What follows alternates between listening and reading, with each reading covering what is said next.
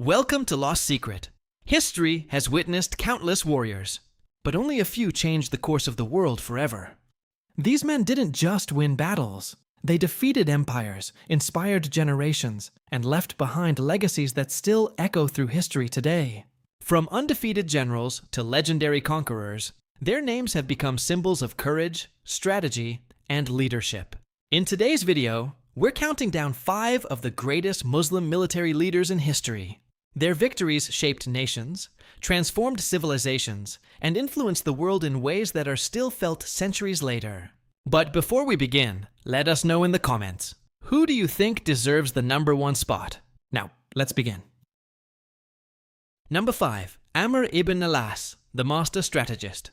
We have a man who proved that intelligence can be just as powerful as a sword. Amr ibn Al-As was one of the greatest military commanders and political leaders in early Islamic history. While many generals relied on overwhelming force, Amr relied on strategy, patience, and careful planning. Born in Mecca around the year 573, he was known for his sharp mind long before he embraced Islam. After becoming Muslim, his talents quickly earned him the trust of the Prophet Muhammad, who assigned him to lead several important military expeditions. However, his greatest achievement came years later. In 639 AD, Amr led the Muslim campaign into Egypt, which was then under the control of the Byzantine Empire, one of the most powerful empires in the world. Although his army was much smaller than the Byzantine forces, Amr used speed, surprise, and brilliant tactics to gain the advantage. Instead of rushing into unnecessary battles, he carefully chose when and where to fight. After a series of difficult battles, including the siege of the fortress of Babylon, his forces successfully captured key cities. Eventually, Alexandria, one of the most important cities in the Mediterranean, also came under Muslim control. The conquest of Egypt became one of the most significant turning points in history. Egypt would remain an important center of the Islamic world for centuries, influencing trade, science, culture, and politics. But Amr ibn Al-As was more than just a military commander. He was also an exceptional administrator and diplomat, known for solving problems through wisdom as much as through warfare.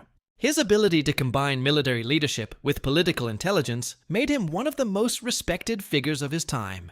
Even today, historians continue to study his campaigns as examples of patience, planning, and strategic thinking. Number 4. Tariq ibn Ziyad, the man who opened Europe. Imagine standing on the shores of Europe with only a small army, knowing that one battle could change history forever. That is exactly where Tariq ibn Ziyad found himself in the year 711 AD. A brilliant military commander of Berber origin, Tariq was chosen to lead an expedition across the narrow strait separating North Africa from Europe. His army consisted of roughly 7,000 soldiers, a force much smaller than the army waiting for him. Across the battlefield stood King Roderick, ruler of the Visigothic kingdom, commanding a much larger force. For many commanders, this would have seemed like an impossible mission. But Tariq believed that victory depended on leadership, discipline, and strategy, not just numbers. His army landed on a massive rock that would later become known as Gibraltar, a name derived from the Arabic phrase Jabal Tariq, meaning the mountain of Tariq. Soon after landing, Tariq led his men toward what would become one of the most important battles in European history, the Battle of Guadalete. Despite being heavily outnumbered, Tariq's forces defeated King Roderick's army in a stunning victory. The defeat shattered the Visigothic kingdom and opened the door for Muslim forces to advance across most of the Iberian Peninsula. Within only a few years, cities such as Cordoba, Toledo, and Seville came under Muslim rule. This marked the beginning of Al-Andalus, a civilization that would flourish for centuries and become one of the world's leading centers of science, medicine, architecture, mathematics, and philosophy. Historians still debate many details surrounding Tariq's campaign, including the famous speech often attributed to him before the battle. Whether every word of that speech is authentic or not, there is little doubt that Tariq ibn Ziyad's leadership changed the course of European history. His name lives on today through the Rock of Gibraltar, reminding the world of one of history's most daring military expeditions.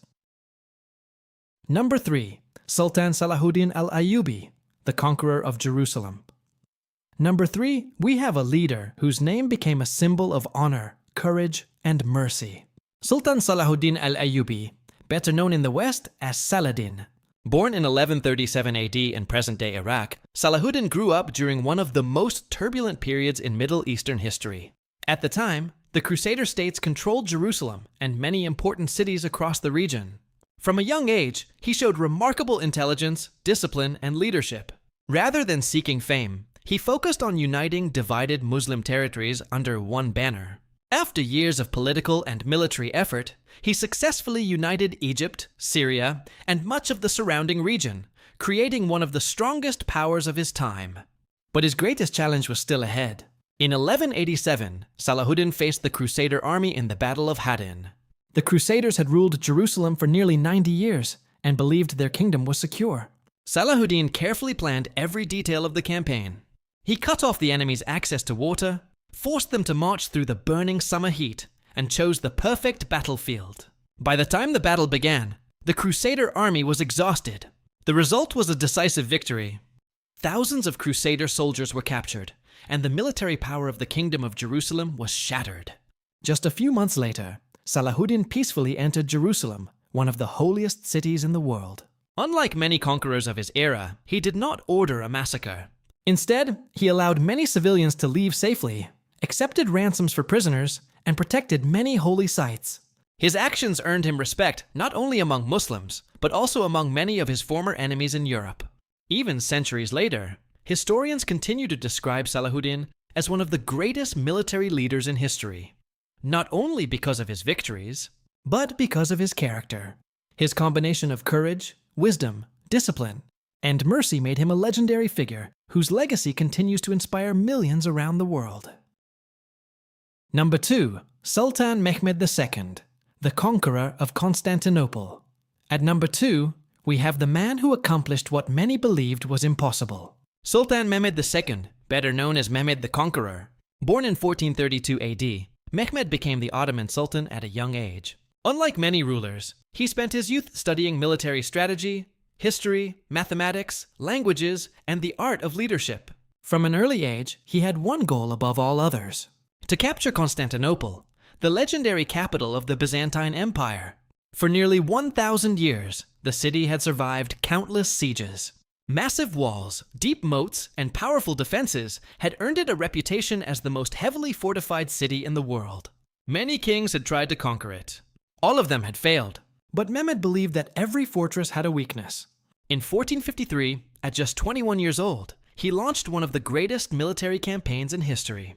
He gathered an army estimated at more than 80,000 soldiers, supported by massive cannons, unlike anything the world had seen before. One of these cannons was so enormous that it reportedly required dozens of oxen and hundreds of men to transport it. Yet, even with this firepower, Constantinople's walls refused to fall. Then Mehmed made a move that shocked the world. To bypass the giant chain blocking the entrance to the Golden Horn, he ordered his soldiers to drag dozens of warships across land on greased wooden tracks during the night. By morning, the Byzantine defenders looked toward the harbor and saw an Ottoman fleet where no ships should have been. The city was surrounded from every direction. After weeks of fierce fighting, Constantinople finally fell on May 29, 1453. The victory marked the end of the Byzantine Empire after more than 1,000 years. For many historians, this event also marked the end of the Middle Ages and the beginning of a new era in world history. Today, Mehmed II is remembered as one of history's greatest conquerors. His bold thinking, fearless leadership, and willingness to attempt the impossible transformed the Ottoman Empire into one of the most powerful states the world had ever seen. Number 1. Khalid ibn Al-Walid, the undefeated sword of history. And finally, at number 1, we have the man many historians consider one of the greatest military commanders of all time, Khalid ibn Al-Walid. Imagine fighting battle after battle against powerful armies for years and never losing a single one as the commanding general. Born in 592 AD in Mecca, Khalid was raised in one of the city's most respected warrior families. From an early age, he mastered horseback riding, swordsmanship, and battlefield tactics.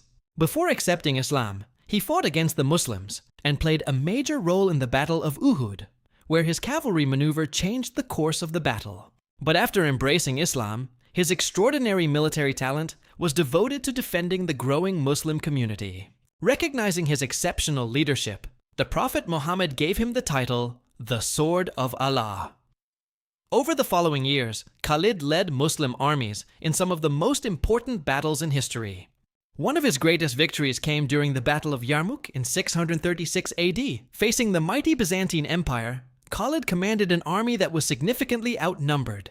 Instead of relying on brute force, he used speed, discipline, and brilliant battlefield tactics. His ability to move troops quickly, adapt to changing situations, and strike at exactly the right moment completely overwhelmed the Byzantine forces. The victory at Yarmouk permanently changed the balance of power in the Middle East, and is widely considered one of history's most decisive battles. But Yarmouk was only one of many victories.